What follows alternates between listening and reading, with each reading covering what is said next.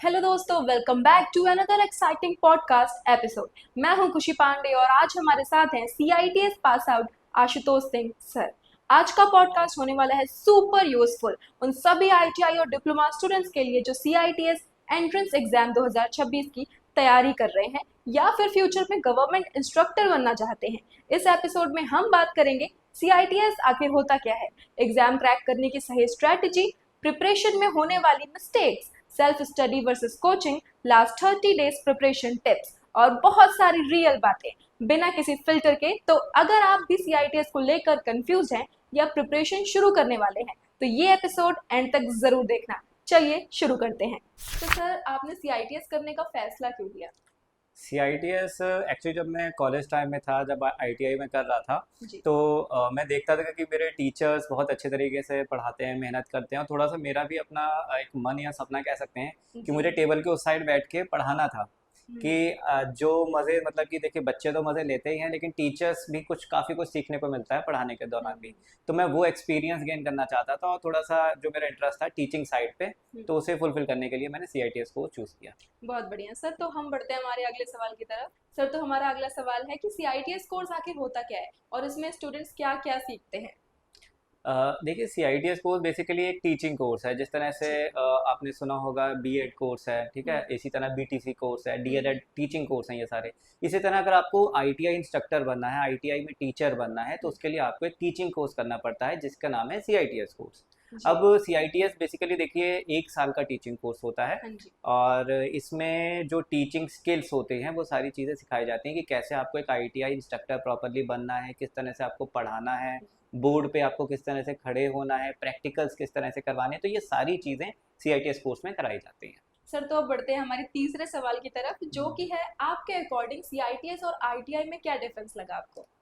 देखिए, C I T S और I T I बिल्कुल, अगर हम कहें कि लर्निंग पर्सपेक्टिव से, तो देखिए बिल्कुल डिफरेंट कह सकते हैं। जी हाँ। क्योंकि आई टी आई में आप बिल्कुल फ्रेशर होते हैं, ठीक हम्म। है, आपको टेक्निकल नॉलेज नहीं रहती है। अगर आपने देखिए 10th स्टैंडर्ड पे या 12th स्टैंडर्ड के बेसिस पे आपने एडमिशन लिया आई टी आई में, तो बिल्कुल आप फ्रेशर हैं, आपको टेक्निकल नॉलेज नहीं है। जी। तो आप वहाँ पे जाएंगे, आप इंडस्ट्री को देखेंगे कि भाई देखिए टेक्निकल मशीनरी कैसे होती है, उसका एनवायरनमेंट कैसा होता है, वर्कशॉप कैसी होती है। तो थोड़ा सा बिल्कुल नया सा डिफरेंट हमारा एक्सपीरियंस रहता है। जी। और वहाँ पे आप बेसिकली फ्रेशर होते हैं और चीज़ें सीखना शुरू करते हैं technical. Hmm. But C I T S की बात करें तो सी आई टी एस थोड़ा सा अलग इस तरह से है, क्योंकि आपको देखिए टेक्निकल नॉलेज ऑलरेडी आपको होती है।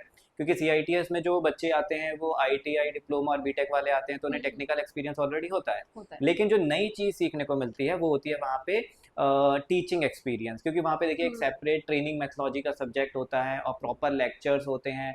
यहाँ तक कि हमें खुद कहा जाता है कि आप स्टेज पे खड़े होकर एक लेक्चर लीजिए, पढ़ाइए, किस तरह से आपको डील करना है बच्चों के साथ में।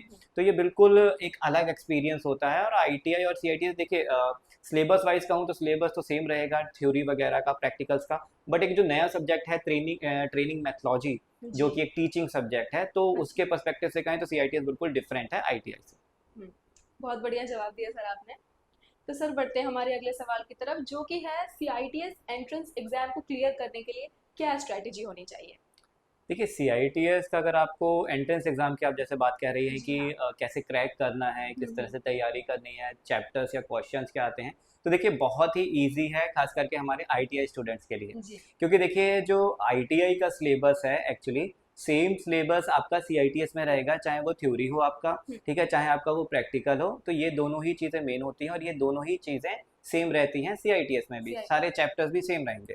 तो सबसे इजी रहता है हमारे आईटीआई स्टूडेंट्स के लिए। डिप्लोमा और बीटेक देखिए हायर क्वालिफिकेशन है, बट उन्हें थोड़ा सा नीचे आना पड़ता है आईटीआई के लेवल पे, क्योंकि सिलेबस आईटीआई वाला है।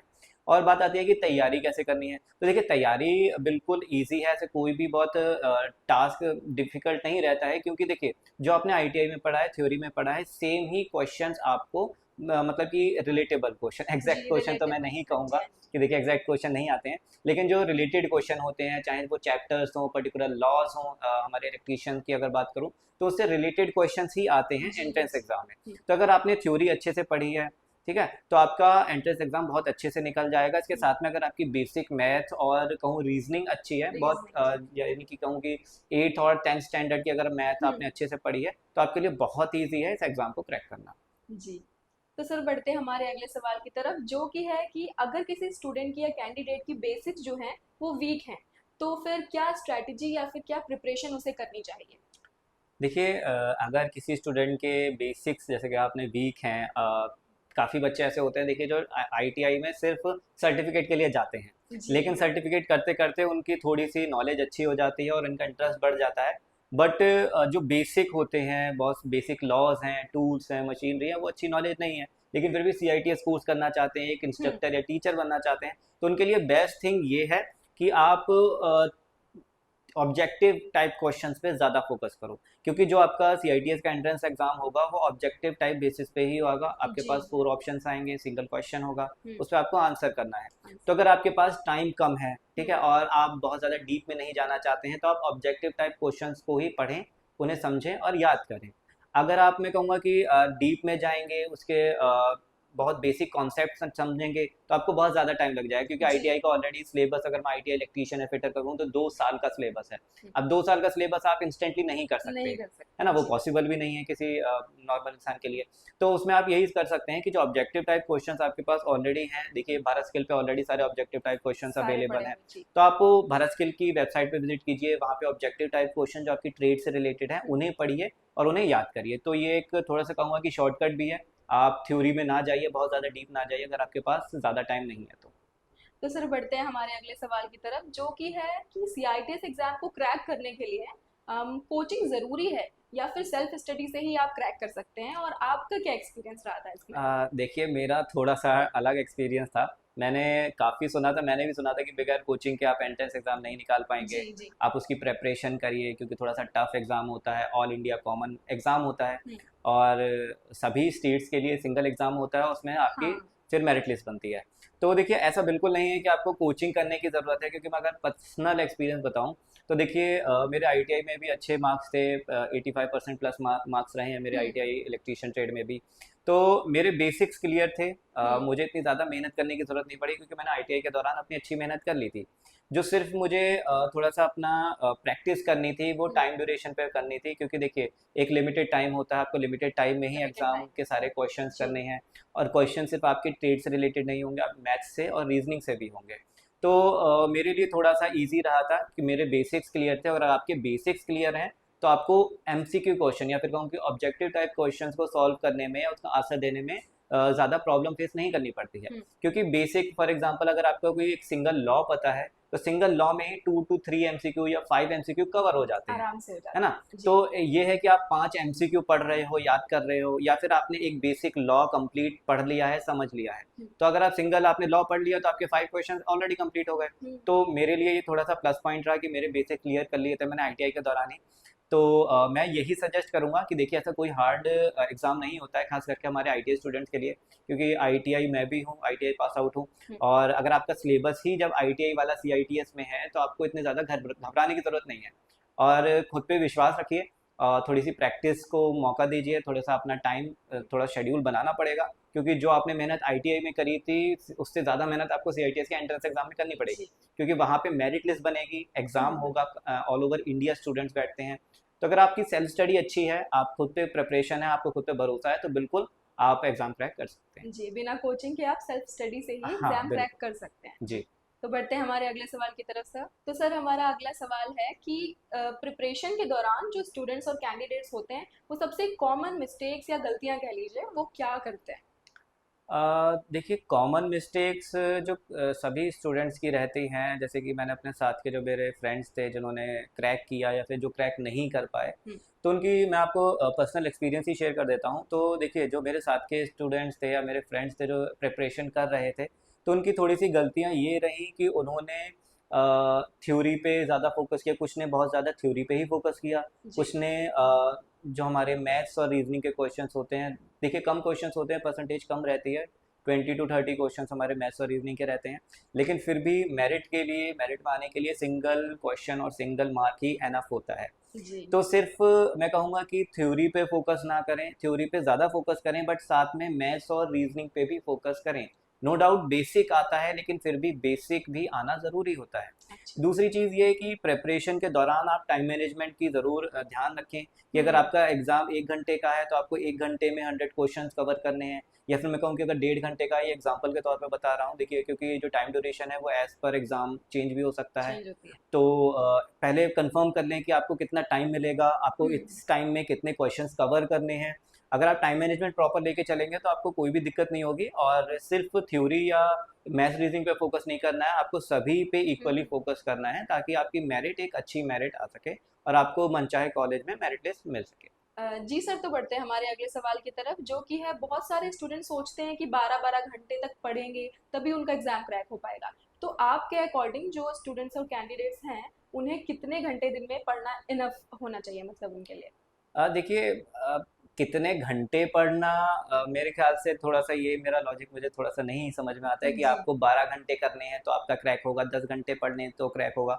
देखिए, आप कितनी क्वालिटी के साथ पढ़ रहे हैं, कितने ध्यान के साथ पढ़ रहे हैं, वो डिपेंड करता है। अब काफ़ी सारे बच्चे हैं कि भाई 10 घंटे पढ़ रहे हैं लेकिन फिर भी सिलेबस कवर नहीं हो रहा है, कुछ बच्चे ऐसे हैं जो 5 से 6 घंटे लगा रहे हैं लेकिन फिर भी सिलेबस फिर कवर भी कर ले सिलेबस रहे हैं। कवर हो जाता है। तो सारा जो मेन पॉइंट है वो फोकस का है और आपके शेड्यूल का है कि हम्म। आपने कितने फोकस के साथ आप उस पर वर्क कर रहे हैं, आपका शेड्यूल कैसा बना हुआ है।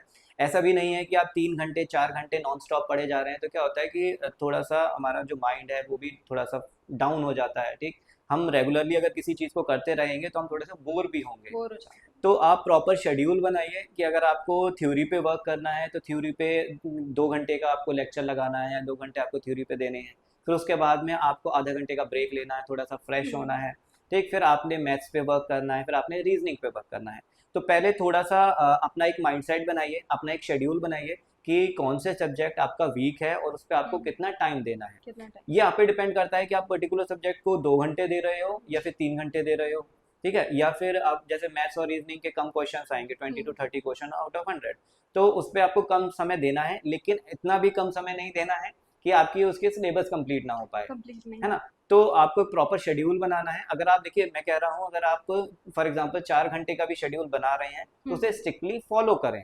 ऐसा नहीं है कि आपने आज फॉलो किया, कल फॉलो किया, फिर परसों आपने नहीं किया। या तो शेड्यूल बना के कुछ बच्चे तो खुद ही हाँ, भूल जाते हैं। बिल्कुल, बिल्कुल। तो जी। कंटिन्यूटी बना के रखिए कि अगर आपने आज 4 घंटे पढ़ा है, तो कल भी आप 4 घंटे पढ़ोगे।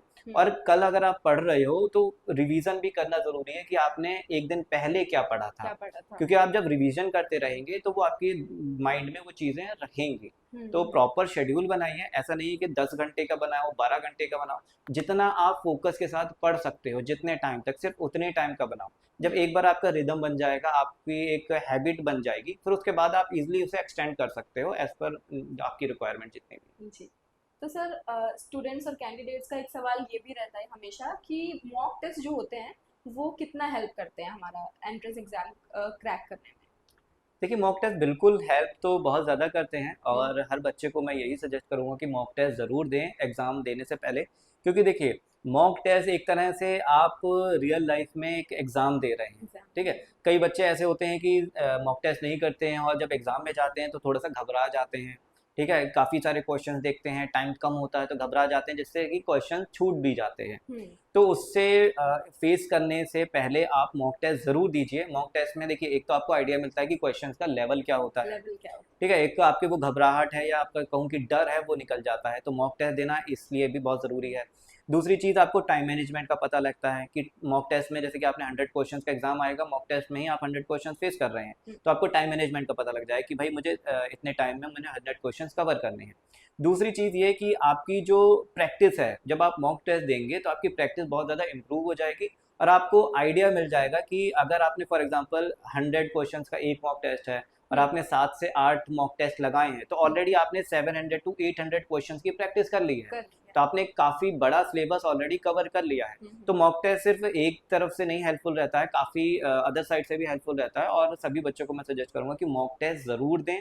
अपना टाइम मैनेजमेंट चेक करने के लिए, अपनी नॉलेज चेक करने के लिए बहुत ज़रूरी है मॉक टेस्ट देना। तो दोस्तों, उम्मीद है कि आज के एपिसोड से आपको CITS एंट्रेंस एग्जाम प्रिपरेशन को लेकर काफी क्लैरिटी मिली होगी। अगर वीडियो आपको हेल्पफुल लगी हो तो लाइक जरूर कर देना, चैनल को सब्सक्राइब करना और अपने उन दोस्तों के साथ शेयर करना जो CITS की तैयारी कर रहे हैं। और हाँ, ये तो सिर्फ शुरुआत थी। पॉडकास्ट के पार्ट 2 में हम बात करेंगे CITS hostel life, funny incidents and canteen stories, career opportunities and salary scope, real student life and reality check, तो पार्ट 2 बिल्कुल मिस मत करना। श्रमिन जॉब्स ऐप पर अब तक लाखों युवाओं को मिली है उनकी मनपसंद नौकरी, तो आज ही www.shramin.app पर जाएं और अप्लाई करें अपनी पसंदीदा जॉब के लिए बिल्कुल फ्री में।